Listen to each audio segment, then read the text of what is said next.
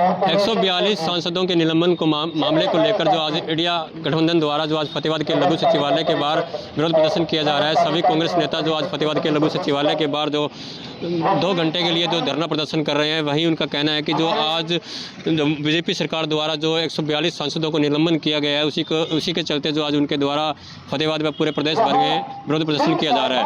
फतेहाबाद के लघु सचिवालय के सामने जो हमारे देश को आजाद हुए 76 साल हो गए, लेकिन कई चीजों में हमको अभी आजादी नहीं मिली।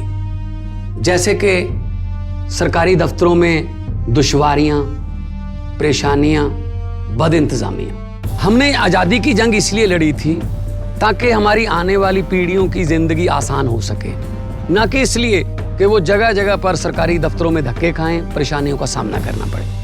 शहीद आजम सरदार भगत सिंह जी के सपनों को साकार करने के लिए पंजाब सरकार ने फैसला किया है कि पंजाब के लोगों को अब सरकारी दफ्तरों के चक्कर नहीं लगाने पड़ेंगे, बल्कि सरकारी दफ्तर खुद चल के लोगों के घर पर आएंगे। अब सरकारी दफ्तरों के चक्कर काटने की जरूरत नहीं, बस डायल करें 1076 और सरकारी सुविधाएं अपने घर पर ही पाएं।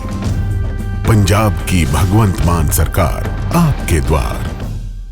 कांग्रेस नेता यहाँ धरने पे बैठे हैं। उनका ये कहना है कि लोकतंत्र की हत्या जो बीजेपी द्वारा की जा रही है और उसी के चलते जो आज उनके द्वारा यहाँ विरोध प्रदर्शन किया जा रहा है। अब देखना ये होगा कि जो सरकार, प्रदेश सरकार के खिलाफ जो कांग्रेस नेताओं द्वारा मोर्चा खोला गया है, इसको लेकर जो निलंबन जो किए गए थे सांसदों, उनको बहाल की मांग जो उनके द्वारा की जा रही है। कुछ नेता हमारे साथ हैं, उनसे जानेंगे किन मांगों को लेकर आज धरने बैठे हैं। जी बताएंगे आप किन मांगों को लेकर आज धरने बैठे हैं और क्या? आज हमारा जो धरना है ये लोकसभा के अंदर जो हमारे करीबन 146 सांसद लोकसभा और राज्यसभा के सस्पेंड कर दिए, उनके विरोध में आज ये धरना है।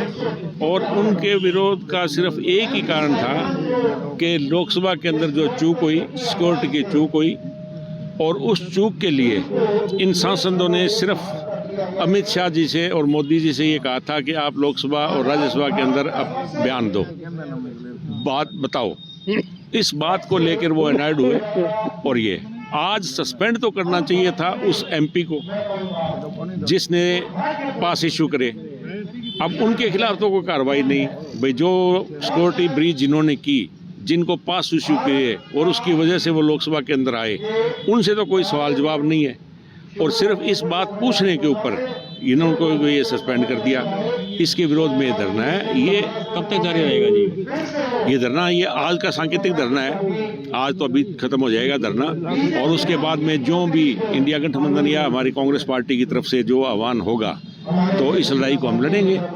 क्योंकि आज कांग्रेस पार्टी सारे देश के अंदर हर जिला हेडक्वार्टर के ऊपर हमारे प्रधान मल्लिकार्जुन खड़गे जी और राहुल जी के आह्वान पर, और हरियाणा के अंदर हमारे जितने जिले हैं, इसमें हमारे leader of opposition Chaudhary Bhupendra Singh ji Hooda, Udaybhan ji, और हमारी युवा सांसद दीपेंद्र हुड्डा के आह्वान पर जितने भी कांग्रेस कार्यकर्ता है वो दूसरी पार्टी के सारे साथियों को लेके और ये धरना कर दे रहे हैं ताकि लोकतंत्र को बचाया जा सके। ये लोकतंत्र को बचाने का धरना है। जाट नेता की मिमिक्री का आरोप लगाया गया है। देखो, ये सिर्फ ये जो इशू हुआ, इसकी सस्पेंशन को ख़त्म करने का एक प्रेशर बन गया, सबको सस्पेंड कर दिया, उसके बावजूद भी इशू को दबा नहीं रहे, तो इसलिए ये एक बहाना लिया गया है। और ये भारतीय जनता पार्टी की आज की नहीं, हमेशा की चाल है कि कोई मेन इशू हो, हॉट टॉपिक हो, उसको अगर इन्होंने डीरेल करना है तो वो कोई न कोई दूसरा बहाना लेते हैं। और उनके पास दूसरे बहाने में उनके पास सिवाय जाति और धर्म के उनका कोई मुद्दा नहीं होता।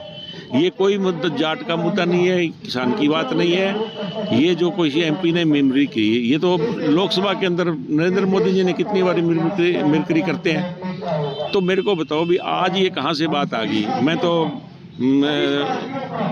धनखड़ जी के बारे में मैं ये अवश्य कहना चाहूँगा कि पता नहीं किस वजह से उन्होंने ये संदर्भ में बयान दे दिया जिसमें उन्होंने सीधा एक अटैक कर दिया कि ये तो किसान और जाट की बेइज्जती हुई है। तो अगर किसान और जाट की बात वो करते हैं तो हम उनसे सवाल करना चाहते हैं कि जिस वक्त 750 किसान शहीद हुए, 13 महीने वो किसान उनके नाक के तले बॉर्डर पर बैठे रहे, तब किसान याद नहीं आए, तब जाट याद नहीं आए। ये जो हमारी ओलंपिक मेडल लेके लड़कियां आई थी, ये किसान के साथ साथ जाटों की लड़कियां थी।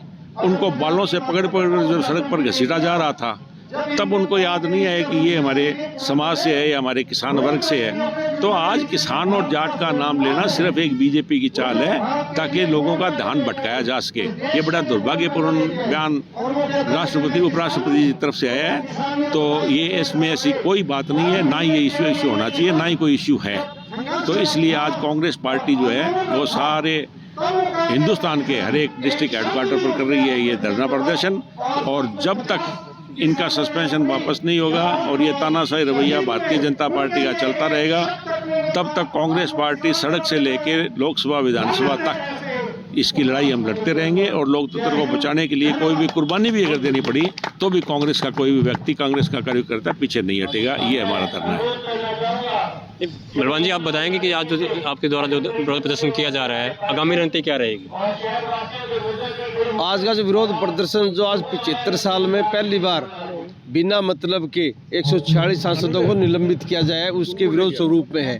क्योंकि सिर्फ इन सांसदों की यही मांग थी कि जो पिछले दिनों कानून व्यवस्था ध्वस्त करके कुछ लोग संसद के अंदर घुस गए थे, उसके ऊपर गृह मंत्री वक्तव्य दें, प्रधानमंत्री वक्तव्य दें, लेकिन उन्होंने वक्तव्य देने की बजाय इन सांसदों को निलंबित करने का काम किया। करना तो ये चाहिए था कि जिस बीजेपी सांसद के सिग्नेचर से वो अनऑथराइज्ड पर्सन लोकसभा में गए थे, उस सांसद की तब तक उसका निलंबन रखते, तब तक इसकी जांच नहीं होती। लेकिन उसको बचाने के लिए 146 सांसदों को जानबूझ के निलंबित कर दिया गया। उसके लिए आज ये कांग्रेस पार्टी ने पूरे हिंदुस्तान स्तर पे, जिला स्तर पे ये धरना प्रदर्शन किया है। क्योंकि लोकतंत्र की परिभाषा है संघर्ष करना। हम सड़कों पे संसद तक संघर्ष करेंगे जब तक इनको अक्ल ठिकाने नहीं आ जाएगी। ये थे कांग्रेस नेता, इनका यही कहना है कि जो 142 के करीब जो सांसद निलंबन किए गए हैं, उन्हीं की बहाली की मांग को लेकर उनके द्वारा जो आज 2 घंटे का लघु सचिवालय के बाहर जो शिकायतिक धरना और विरोध प्रदर्शन किया जा रहा है, अगर इसके बावजूद भी अगर बीजेपी सरकार इन सांसदों को जो बहाल नहीं करती तो आगामी नीति जो हाईकमान द्वारा आदेश दिए जाएंगे उस पर अमल लाकर आगामी कार्रवाई की जाएगी। अब देखना ये होगा कि इन सांसदों को बीजेपी सरकार द्वारा कब तक बहाल किया जाता है या कांग्रेस आगे क्या कदम उठाती है। पंजाब केसरी के लिए फतेहाबाद से रमेश कुमार की रिपोर्ट। हमसे जुड़े रहने के लिए हमारे YouTube चैनल को सब्सक्राइब करें और नई वीडियो की नोटिफिकेशन के लिए बेल आइकॉन को दबाएं। अगर आप ये वीडियो Facebook पर देख रहे हैं तो लाइक जरूर करें और ज्यादा से ज्यादा शेयर करें। धन्यवाद।